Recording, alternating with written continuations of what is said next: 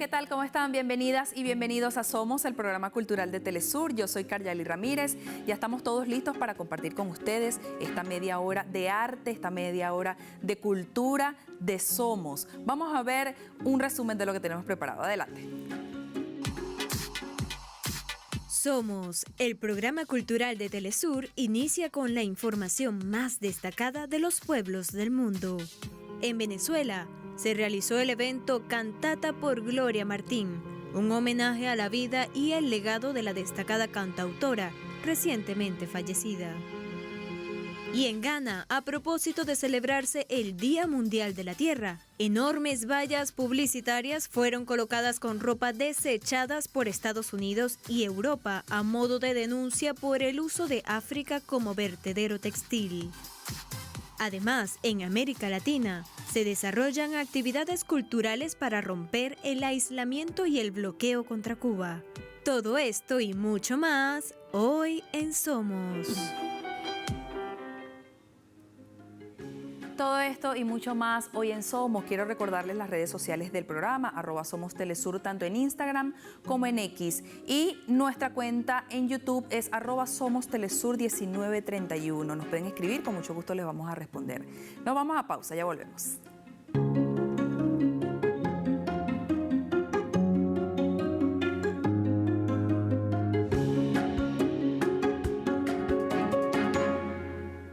Gracias por estar de vuelta con nosotros. Iniciamos de inmediato nuestro espacio cultural en México, donde el G de Luz, que es el festival de luz más importante de Latinoamérica, celebra su 9ª edición.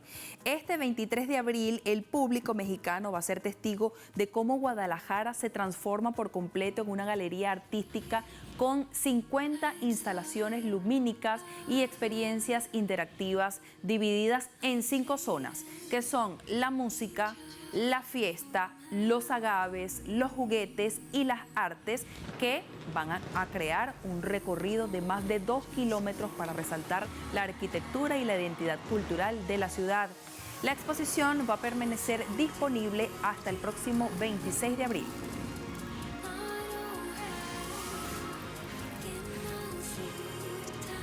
Y la 18ª edición de los Días de la Danza se inauguró en Cuba con la muestra de 20 años de danza en La Habana.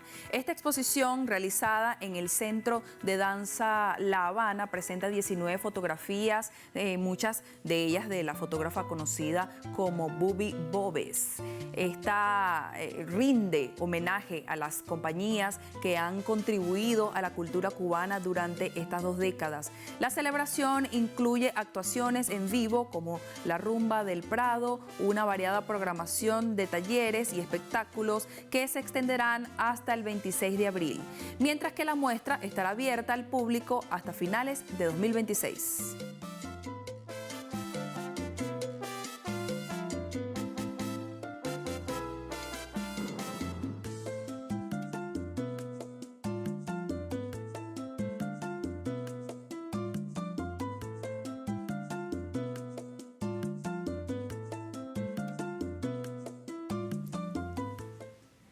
Ahora nos vamos hasta Nicaragua porque proyectaron la película La Batalla por Sebastopol como parte del Festival de Cine de Guerra. El evento es organizado por la Cinemateca Nacional y por la Embajada rusa. Contó con la presencia del director del filme, autoridades y diplomáticos de ambas naciones. La película, estrenada en el año 2015, narra la vida de Lyudmila Pavlichenko, que es una francotiradora soviética que abatió a más de 300 enemigos durante la Segunda Guerra Mundial. Entonces, este trabajo destaca su lucha y su trauma, y el trauma de todas las personas que vivieron esta guerra.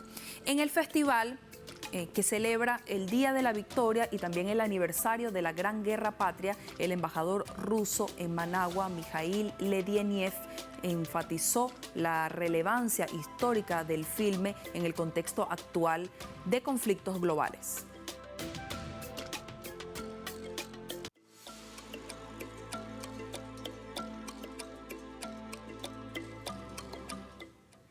Y en Venezuela celebraron una gran cantata por Gloria Martín, en homenaje a la destacada cantautora recientemente fallecida.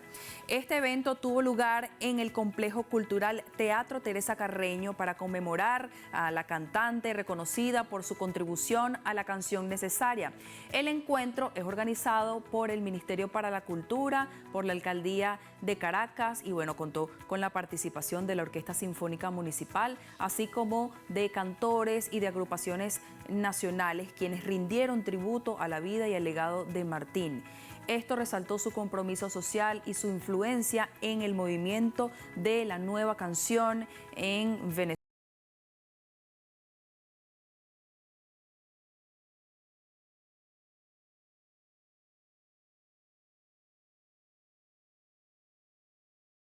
Argentina está próxima al inicio de la Feria Internacional del Libro de Buenos Aires, que celebra medio siglo de trayectoria. La 50ª edición del evento presentará una agenda que consolida su objetivo de promover el acceso a la lectura, de fortalecer la industria editorial y también de generar un espacio de diálogo literario internacional. Va a tener a Perú como país invitado de honor. Esta jornada va a contar con charlas de autores destacados peruanos y una muestra de su rica tradición literaria.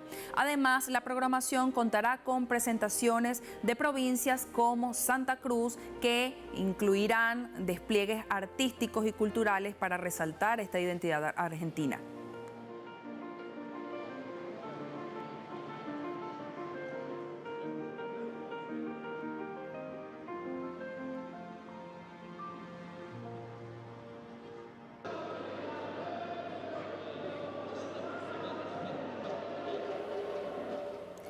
Cambiamos de país. Más de 4.000 obras de diferentes autores fueron vetadas en el año 2025 por funcionarios y por grupos conservadores en Estados Unidos. Esto es de acuerdo a un registro de la Asociación Estadounidense de Bibliotecas. La organización detalló que estas prohibiciones tuvieron como objetivos principales aquellos textos que abordan temas de debate social como la violencia sexual.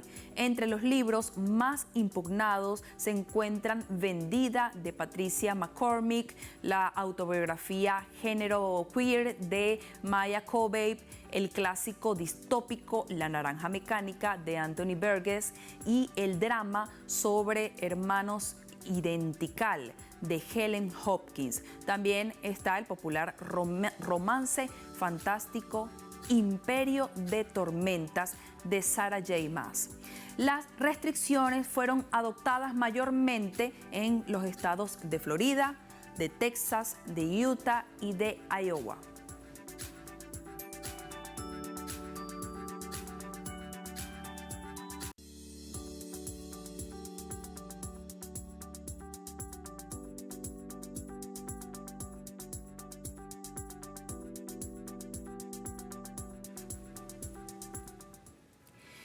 Y más de 1.100 artistas y trabajadores de la industria musical firmaron un manifiesto en donde impulsan un boicot contra el Festival de Eurovisión 2026 por la participación de Israel.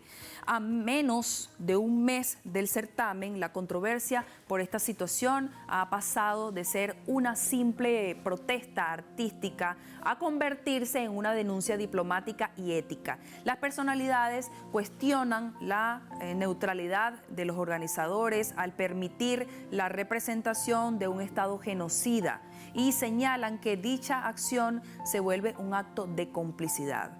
Entre los firmantes se encuentran nombres de gran talla como el compositor británico Brian Eno, la banda inglesa Massive Attack, la cantante española Blanca Paloma y las ganadoras de emisiones pasadas como la danesa Emily de Forest y la irlandesa Charlie McMittigan.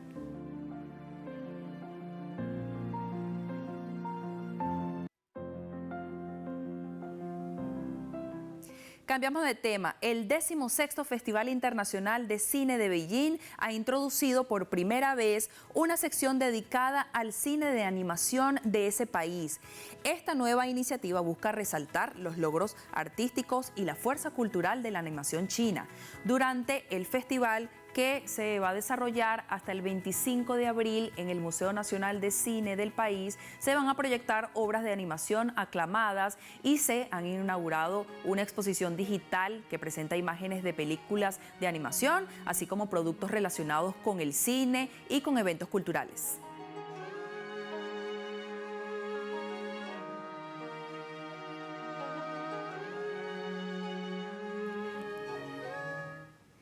Es momento de una nueva pausa. Al regreso vamos a conocer más del acontecer cultural de los pueblos del mundo. Ya volvemos, no se aparten.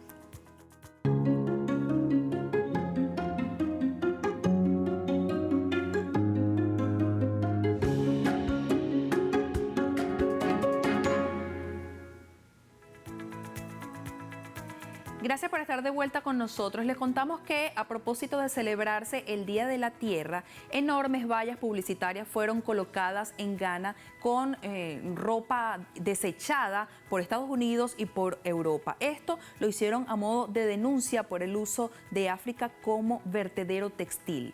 Vamos a ver más en la siguiente nota.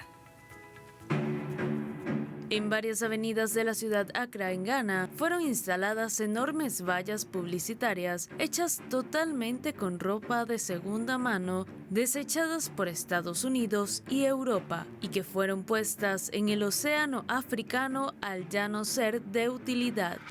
Los carteles buscan denunciar la magnitud de la contaminación de Occidente, que usa los mares de África como vertederos textiles. Creo que los espacios publicitarios tradicionales se diseñan para vender sueños y aspiraciones, para vender productos, y se diseñan para ser intrusivos, quieras o no. Así que, al colocar ropa desechada en las vallas publicitarias, estamos invirtiendo esa dinámica. Al poner la basura ahí, creo que deja de ser un sueño o algo alejado de la sociedad. Ahora está muy, muy cerca de ti y sientes su peso. El artista de iniciativa, Emmanuel, señala que estas instalaciones buscan de manifiesto una crisis que generalmente no se le da importancia, pese a no ser un secreto. También alerta que muchas playas ghanesas, incluyendo Jamestown Beach, una zona pesquera histórica, se encuentran inundadas de ropa usada y residuos de textiles desde el mar hasta la arena. En el recorrido que hacen los textiles para llegar al ecosistema marino, te das cuenta de que, aunque el gobierno cuenta con sistemas y estructuras para gestionar este tipo de residuos, el peso, el tamaño y la cantidad superan la capacidad del gobierno. Todas esas playas están totalmente cubiertas de ropa usada, donde no se ve nada de arena. En un esfuerzo por transformar esta realidad y contrarrestar la contaminación, artistas y comerciantes buscan emplear opciones que permitan la reutilización de las prendas. Actualmente colaboramos con una empresa. Vienen, recogen la ropa usada y la reciclan para convertirla en productos terminados, como bolsos, zapatos, pantalones y vestidos. A veces también trabajamos con diferentes artistas. Vienen, recogen las prendas que consideramos desechadas y las transforman en obras de arte. Informes revelan que alrededor del 40% de los millones de prendas que se crean cada semana terminan como residuos al no encontrar compradores. La solución que Estados Unidos y Europa han encontrado es enviar estos desechos a otros territorios sin importar las diversas afectaciones que esto conlleva, tanto en la vida diaria de la población como en los ecosistemas marinos. Seguimos hablando de tela y seguimos hablando de África porque en Nigeria el sector textil tradicional reivindica el oficio artesanal del hilado azoque ante la demanda masiva global, conservando de esta forma cada hebra la esencia manual de sus tejidos. Vamos a ver. En el tranquilo pueblo de Iseyin, al sureste de Nigeria, los hilos urdidos recorren y se entrelazan entre cobertizos improvisados y callejones que funcionan como centros de producción del tejido tradicional del grupo étnico Yoruba, el Aso-Oke. Los tejedores crean esta tela gruesa colorida al compás del sonido del choque de las piezas del telar. Con una velocidad y detalle que no envía a procesos mecanizados, los tejedores se mantienen fiel a la tradición, pese al aumento de la demanda global impulsada por referentes de la moda y música del país. Este fuerte arraigo identitario y resistencia a favor de lo artesanal han limitado los intentos de industrializar al Aso-Oke, enfatizando que su fabricación manual es lo que provee a la tela de autenticidad. Si usas una máquina para tejer Aso-Oke, no saldrá tan bien como si estuviera tejido a mano. La gente lo ha probado antes y no funcionó. Dios lo ha hecho para ser tejido a mano. Esa característica del tejido que parece no poder ser replicada envuelve a la tela en un misticismo que corresponde a su historial de uso de vestimentas ceremoniales. Un relato tangible que se transformó en un símbolo identitario que se porta en la vida cotidiana y adquiere notoriedad en la moda contemporánea global, impulsando el desarrollo de la industria creativa y generando fuentes de empleo. Como a la gente le encanta el Aso-Oke y lo utiliza para diferentes ceremonias, la demanda aumenta y esto conduce a la creación de empleos para la comunidad. Por ejemplo, la gente que merodeaba por las calles. Muchos de ellos recibieron trabajo. Les enseñamos a tejer la tela. Cada pieza es resultado de paciencia de manos conocedoras que se desplazan con habilidad entre hilos, una sincronía entre pies y manos que conduce el sube y baja propios del hilado. Una técnica perfeccionada por generaciones, un testimonio del legado yoruba y sus propios valores culturales.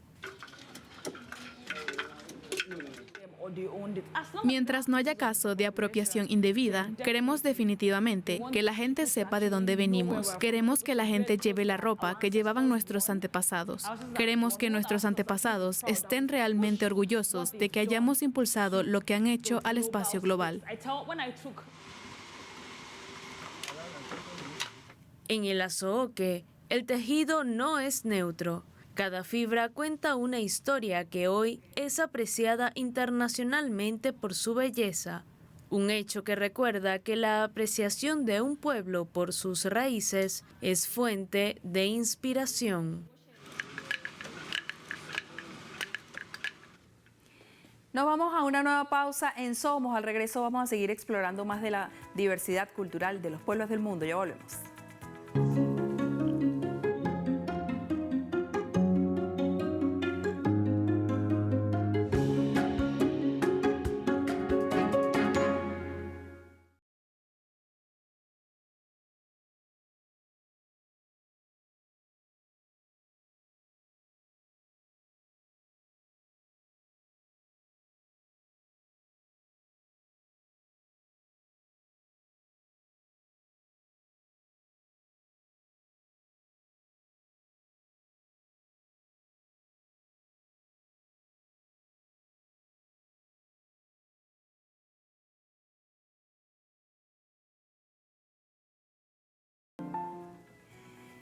Gracias por estar de vuelta con nosotros. Les contamos que se inauguró en Donetsk, Rusia, la exposición fotográfica titulada Cuba 2026, La Habana en la lente. Allí estuvo nuestro corresponsal Oleh Jasinski, la visitó y esta es la historia que comparte con nosotros. Adelante.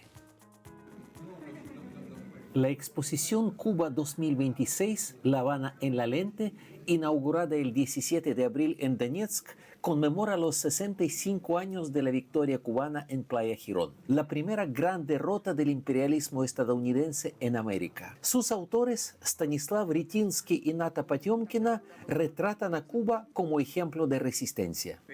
Para mí, personalmente, Cuba es un ejemplo de cómo se puede resistir con éxito a un bloqueo por parte de uno de los países más poderosos del mundo y al mismo tiempo mantener su dignidad. Con esta exposición fotográfica queremos llamar la atención de la comunidad internacional sobre el hecho de que Estados Unidos de América han llevado a cabo un verdadero genocidio contra la población civil de Cuba y pedimos que se ponga fin al bloqueo y que se preste toda la ayuda posible, tanto humanitaria como energética, para que por fin los hospitales y las escuelas puedan funcionar adecuadamente. Cuba y Donbass comparten la misma lucha, los mismos valores y el mismo enemigo. Ambos pueblos sobreviven al genocidio y la guerra impuestos desde fuera. La muestra capta la esencia de La Habana, sus dificultades, su atmósfera y su carácter único. Para mí, el sentido de esta exhibición en la fecha de Playa Girón es mostrar que, a pesar de estar triste, estar pobre, estar en bloqueo, estar en la guerra, en nuestro caso todavía estamos fuertes, estamos también en el estado de felicidad de vivir. La exposición es un grito contra el olvido. Invita a detener la barbarie del bloqueo y apoyar a Cuba como ésta apoyó la independencia de Angola, Namibia y tantos otros. En medio de las dificultades, Cuba enseña que se puede vivir con dignidad y felicidad. Cuba no debe sentirse sola. Cuba también debe contar con todos los revolucionarios de todo el mundo. El único país que también ha contribuido a la independencia de muchos países en el sur de África es Cuba. Por lo tanto, es una llamada para que podamos, en este momento en el que el presidente estadounidense Trump está ejerciendo presiones sobre Cuba, poder acudir a su ayuda, poder mostrarle nuestra solidaridad. La resistencia de Cuba ha sido históricamente un referente para el pueblo ruso. Esta exposición no es tan solo un evento cultural, sino un símbolo de hermandad entre pueblos unidos por una historia común. Oleg Yasinski, Telesur, Donetsk. Ahora vamos a conocer una más de las tantas iniciativas que se desarrollan en América Latina para romper el aislamiento y el bloqueo contra Cuba. Esta vez en Chile, pero se trata de un proyecto que busca recorrer todo el continente. Vamos a ver la nota que preparó para nosotros nuestra compañera Paola Draghi. Adelante. Es italiano pero vive en Bolivia. Ahí recorrió los caminos del Che Guevara y durante 10 años trabajó en el documental Che Guevara en el siglo XXI, que reúne voces de hijos y supervivientes de la gesta revolucionaria. Hoy recorre América Latina mostrando ese invaluable material con un propósito claro. En particular para comprar paneles solares para Prensa Latina en un momento donde todas las instituciones cubanas, Prensa Latina incluida, están con un problema energético muy grave debido, como sabemos, al endurecimiento del bloqueo, sobre todo en el campo energético. Y ahí contar lo que pasa en Cuba. La verdad es urgente, porque la guerra imperialista también es cognitiva. Y por esto el proyecto lo he llamado Devolvamos la voz a Cuba, porque en este momento es una voz que no puede ser difundida como debe ser. Y esto es una grande falta que tenemos, porque no es solo necesario por los cubanos, es necesario por el mundo tener Prensa Latina, como tener Telesur, como tener a todos los medios que realmente contrastan un poquito de esta narración hegemónica por los medios masivos del imperio. Entonces es bien importante apoyar a cada uno de estos medios. Y no es banal, los medios construyen la realidad, ahí la historia se instala también. Por eso el mismo documental de Uliano resulta clave. En él, los hijos de los exguerrilleros y los compañeros del Che hablan. Ahora, en este lugar de Santiago, plagado de símbolos también que marcaron la historia de Chile y que se suma a la cruzada de paneles solares para Prensa Latina. Queremos que ese medio, obviamente, siga transmitiendo y siga mostrando las noticias como corresponde. Entonces también es importante que, tanto acá como en otros países, se siga juntando dinero con el documental para llegar a la meta en el fondo y lograr poner esos paneles solares. Una de las muchas actividades de solidaridad con Cuba que ocurren también en este Chile, a ratos consumido en la frágil memoria que la derecha intenta borrar. Eso es una de las cosas que nos ha dolido mucho en el alma, porque cuando en nuestros peores momentos de nuestro país, Cuba, Fidel, pidió a gritos que ayudaran a Chile. Él fue muy solidario con nuestro país y nosotros olvidamos. Por eso una de las cosas principales es la memoria. Y este documental, que es cultura, y es eso, recordar lo que es Cuba, cómo nació, cómo luchó, cómo fue su revolución. Y cómo el continente hoy no olvida el proyecto humano y socialista que inspira a miles por un mundo distinto. Con esta ayuda solidaria, lo que nos falta mucho ahora, esta ayuda solidaria, no solamente en mi territorio donde yo vivo, sino que el corazón puesto en América Latina. Un continente que Uliano seguirá recorriendo, mostrando el documental hasta llegar allá, a la isla de Cuba. Paola Dragnik, Telesur, Chile. Gracias, Paola, por tu nota. Y así concluye nuestro recorrido del día de hoy. Nos vamos a despedir con el tema Cuando voy al trabajo, interpretado por el emblemático cantautor chileno Víctor Jara. Nos vemos en una próxima emisión de Somos. Chao. Por las calles del barrio, pienso en ti. Cuando miro los rostros tras el vidrio empañado, sin saber quiénes son, dónde van. Pienso en ti, mi vida pienso en ti. En ti saber mi recuerdo y del porvenir.